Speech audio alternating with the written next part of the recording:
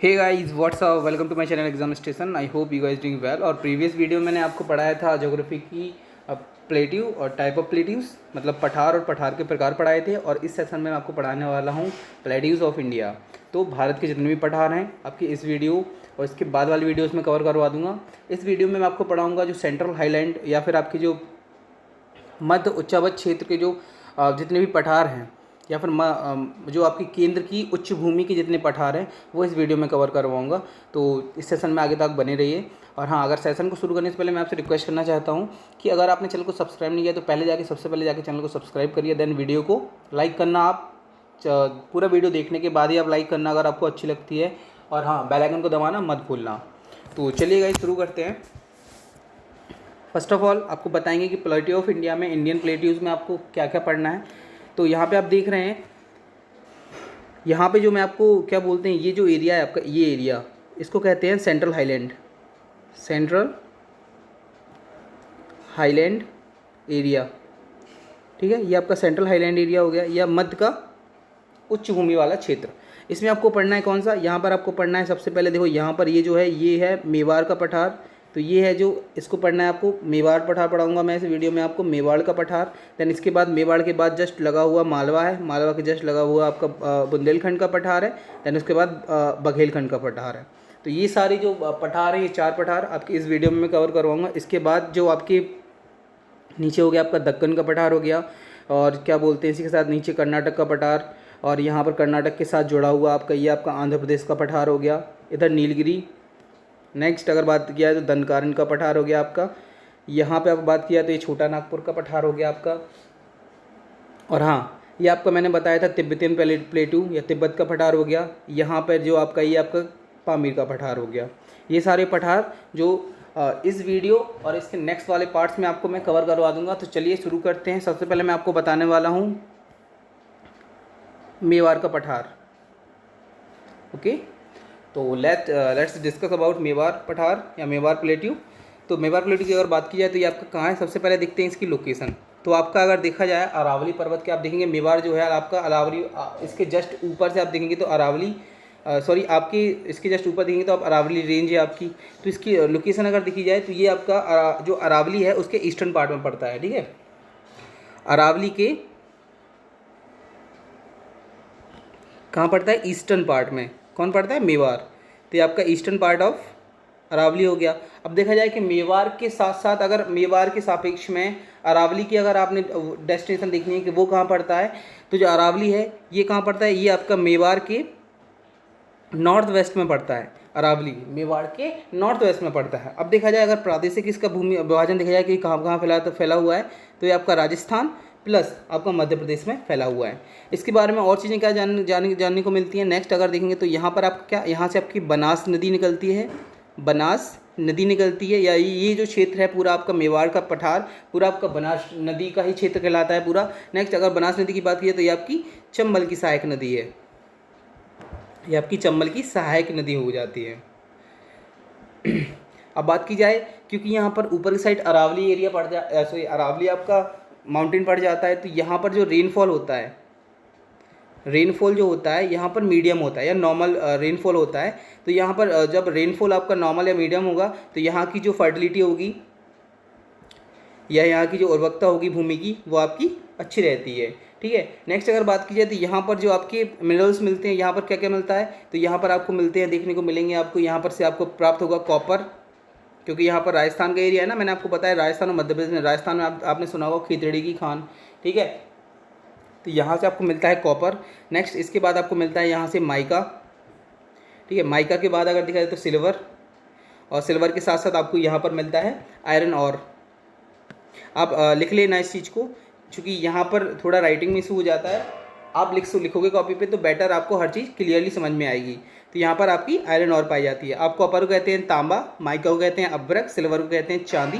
Then iron और means होता है आपका लोहा अयस्क, ठीक है। तो मेवाड़ के पठार से रिलेटेड ये जितने भी आपके पॉइंट हैं मैंने सारे करवा दिए। नेक्स्ट मेवाड़ के पठार से लगा हुआ क्या है आपका, हाँ, इसकी अगर लोकेशन की बात की जाए, ये भी एग्जाम में पूछा जाता है कि मेवाड़ के पठार की लोकेशन कहाँ है। तो ये आपका अरावली, ये आपका अरावली और मालवा, ये आपका अरावली और मालवा के बीच में पड़ता है, ठीक है। ऊपर साइड अरावली है, इसके जस्ट बगल में मालवा है। तो नेक्स्ट हम मालवा का पठार पढ़ने वाले हैं। अच्छा चलिए देखते हैं मालवा के पठार के बारे में अगर बात की जाए तो ये आपका इसकी क्या डेस्टिनेशन वगैरह कैसे हैं या फिर इसकी लोकेशन कैसी हैं। तो देखा जाए मालवा का पठार ये आपका कहाँ पर है, ये आपका एमपी प्लस यूपी में पड़ता है। मालवा का पठार एमपी प्लस यूपी में पड़ता है आपका मालवा का पठार। और अगर बात की जाए तो मालवा के पठार में मैंने आपको बताया जैसे एमपी यूपी में पड़ गया, तो इसकी जो चट्टानें होती हैं ये आपकी बनी होती हैं बेसाल्ट की। ये आपकी बेसाल्ट की चट्टानें बनी होती हैं। नेक्स्ट मैंने आपको प्रीवियस वीडियो में बताया, अगर आपने नहीं देखा बताया सॉरी अगर आपने प्रीवियस वीडियो नहीं देखी है प्लेट्यू की, तो उसमें जो मैंने आपको पढ़ाया था वॉल्केनिक प्लेट्यू। तो वॉल्केनिक प्लेट्यू में मैंने आपको बताया था जब ये आपका जो मैग्मा है ये बाहर निकल के आता है तो ये जम जाता है आपका। तो जमने के बाद जो चट्टान का निर्माण होता है उनको क्या कहते हैं, बेसाल्टिक चट्टान या बेसाल्टिक रॉक्स। तो ये जो है आपका ये मालवा प्लेट्यू ये आपका बेसाल्ट की चट्टानों से बना हुआ है। अगर बात की जाए बेसाल्ट की चट्टानें, तो आप जाएंगे इनके क्षरण से क्या होगा, बेसाल्ट की चट्टानों में जब क्षरण होगा तो क्या काली मिट्टी का निर्माण होता है। आपका यहाँ पर काली मिट्टी का निर्माण होगा। आप देखेंगे काली मिट्टी की अगर निर्माण हो रहा है यहाँ पर तो क्या होगा, ये जो काली मिट्टी होती है ये पानी की अच्छी संग्राहक होती है। तो यहाँ पर क्या है, कपास की खेती अधिक मात्रा में होती है। कहाँ पर, मेवाड़ के पठार मालवा के पठार वाले रीजन में। नेक्स्ट अगर बात की जाए इसको राजस्थान में क्या जाता है, क्या कहा जाता है, इसको राजस्थान में कहा जाता है हड़ौती, क्योंकि ये एमपी यूपी में नहीं, इसका कुछ हिस्सा राजस्थान में लगता है। तो राजस्थान में इसको कहा जाता है हड़ौती का पठार, हड़ौती का पठार। ओके, आपको हर चीज़ समझ में आ गई हो। अब देखा जाए यहाँ से नदियाँ कौन सी निकलती हैं, तो यहाँ से अगर नदियों की बात की जाए तो यहाँ से चंबल, नर्मदा, ताप्ती, यहाँ पर इसका उद्गम नहीं है बट यहाँ से गुजरती हैं आपकी। चंबल हो गया आपका, नर्मदा हो गई और ताप्ती। अब चंबल की अगर बात करूँ पर्टिकुलर, ये कहाँ से निकलती है, ये आपकी निकलती है इंदौर में एक जगह है, इंदौर की कौन सी, इंदौर की एक आपकी क्या बोलते हैं, जनापाऊ। हाँ, जनापाऊ नामक पहाड़ी है, इंदौर की जनापाऊ पहाड़ी से इसका उद्गम होता है चंबल का। अब चंबल के बारे में कुछ पॉइंट देख लेते हैं, या आपने अगर नोट नहीं किया है तो मैं थोड़ा रुक जाता हूँ, आप नोट कर लीजिए या फिर आप वीडियो को फिर से देख के नोट कर सकते हैं। अभी मैं इसको कैरी ऑन करता हूँ, ठीक है। अच्छा हाँ, मैं आपको बता रहा था चंबल के बारे में। तो चंबल के बारे में कौन कौन सा पॉइंट आपको जानना जरूरी है। चंबल जो है आपकी, इसका उद्गम आपको मैंने बताया कहाँ से, जनापाऊ, जनापाऊ हिल्स से होता है या जनापाऊ पहाड़ी से होता है इसका उद्गम। नेक्स्ट अगर बात की जाए चंबल की कि जनापाऊ पहाड़ी के साथ उद्गम होने के साथ ये किस लिए फेमस होती है, यहाँ पर आपका घड़ियाल भी पाए जाते हैं, इसमें घड़ियाल पाए जाते हैं। नेक्स्ट अगर बात की जाए चंबल की, तो चंबल किस लिए फेमस है, ये आपका अवनालिका अपर्दन के लिए फेमस है चंबल नदी आपकी, ठीक है। नेक्स्ट अवनालिका अपर्दन को इंग्लिश में कहते हैं गली इरोजन, ठीक है। नेक्स्ट अगर बात की जाए अवनालिका अपर्दन के लिए फेमस है, तो जब ये अवनालिका अपर्दन करती है तो ये किस चीज़ का निर्माण करती है, तो चंबल जब अवनालिका अपर्दन करती हुई आगे बढ़ती है तो ये बीहड़ या बैडलैंड का फॉर्मेशन करती है आपका। तो ये सारे पॉइंट्स हो जाते हैं चंबल नदी के बारे में। अब चलते हैं नेक्स्ट, जो आपका पठार है वो आपका है बुंदेलखंड का पठार। अब बुंदेलखंड की पठार की बात की जाए तो ये कहाँ पर पड़ता है, ये आपका पड़ता है, अगर इसकी लोकेशन की बात की जाए, एक मिनट, प्रीवियस जो मैंने आपको पठार बताया सेम मालवा का पठार, इसकी लोकेशन की अगर बात की जाए तो ये कहाँ पड़ता है, देखो मालवा के पीछे जस्ट कौन सा पड़ता है, मेवाड़ पड़ता है। मालवा के जस्ट पीछे आपने देखा होगा इमेज में, यहाँ पर आप देखेंगे मेवाड़ जस्ट मालवा के पीछे जस्ट मेवाड़ पड़ेगा और मालवा के आगे पड़ेगा बुंदेलखंड, ठीक है। तो ये आपकी जो लोकेशन है आपकी मालवा का जो प्लेट्यू है वो आपका मेवाड़ और बुंदेलखंड प्लेट्यू के मस्त स्थित है। नेक्स्ट अगर बात की जाए बुंदेलखंड प्लेट्यू की, तो बुंदेलखंड प्लेट्यू आपका कहाँ पर स्थित है, तो ये आपका हो गया, यहाँ पर आपका हो गया ऊपर के इसके जस्ट पीछे हो जाता है इसका जो हो जाता है मालवा का पठार, बुंदेलखंड और प्लेट्यू इसके जस्ट पीछे हो जाता है। देखो मैंने आपको बताया ना, यहाँ पर इमेज में अगर आप देखोगे तो बुंदेलखंड के जस्ट पीछे आपका मालवा हो जाएगा, और मालवा के बुंदेलखंड जस्ट आगे आपको हो जाएगा बघेलखंड। तो मालवा और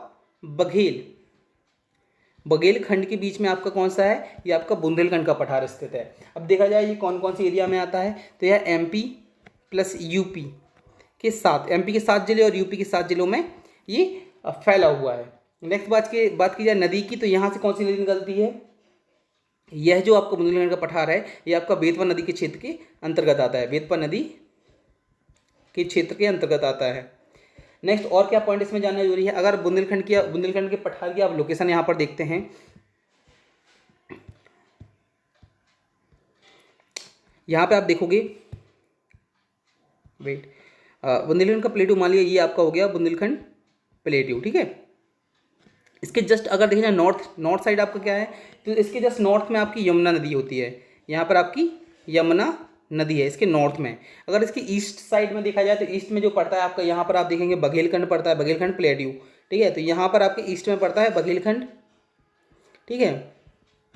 इसके जस्ट अगर आप साउथ में देखोगे तो साउथ में जस्ट नीचे आप देखेंगे, मैंने आपको पहले जब क्या बोलते हैं माउंटेन्स पढ़ाए थे, तो आप देखेंगे कि जो विंध्याचल रेंज है जस्ट नीचे, अरावली के जस्ट नीचे विंध्याचल रेंज है। तो इसकी जो आपका बुंदेलखंड का प्लेट्यू है या बुंदेलखंड का जो पठार है, इसके जस्ट नीचे आपका जो साउथ एरिया में पड़ता है, ये आपका पड़ता है यहाँ पर विंध्याचल रेंज।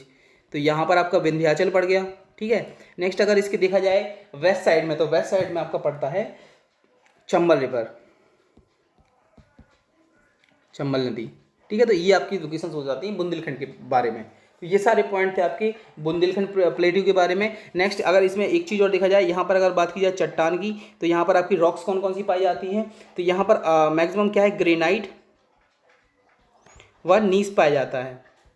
और इनमें जब अपक्षय और अपर्दन होता है तो कौन सा, यहाँ पर रेड सॉयल या लाल मृदा पाई जाती है। ग्रेनाइट व नीस के जब अपर्दन होता है तो इससे लाल मृदा का आपका निर्माण होता है। नेक्स्ट अगर बात की जाए बघेलखंड के पठार की, तो ये आपका पड़ता है, इसकी अगर लोकेशन की बात की जाए तो बघेलखंड का पठार आपका पड़ता है यहाँ, ये आपका एमपी प्लस छत्तीसगढ़ में आपका पड़ता है। इसकी लोकेशन की बात की जाए ये एमपी प्लस छत्तीसगढ़ में पड़ता है। और नेक्स्ट अगर देखा जाए तो ये आपका कहाँ पर है, आपका बुंदेलखंड का, इसके जस्ट पीछे आपका बुंदेलखंड का प्लेट्यू है। तो ये आपका बुंदेलखंड पठार